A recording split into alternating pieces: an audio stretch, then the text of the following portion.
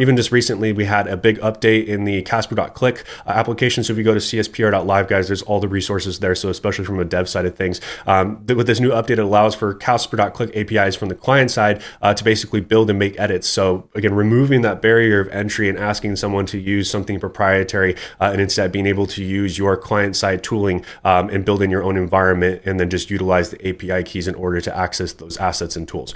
Again, not sexy, but like these are the things that create long-term adoption. And then we also saw an update on the AmeriCorps partnership. This isn't a new announcement, but this is spaces that they held recently with Michael Stoyer, CTO of Cspr Association, had and answered some questions about their partnership. So they basically have been working on the final phases of their MVP, or their minimum viable product, to deploy via test chain. And then once they're completely done with the test chain, then they'll move over to mainnet testing. And so definitely some real progress being had here. It's not just, something that we announced a while ago and then there's not been actually any meaningful progress. They've been working hand in hand with Cspr Association to accelerate the launch of that MVP.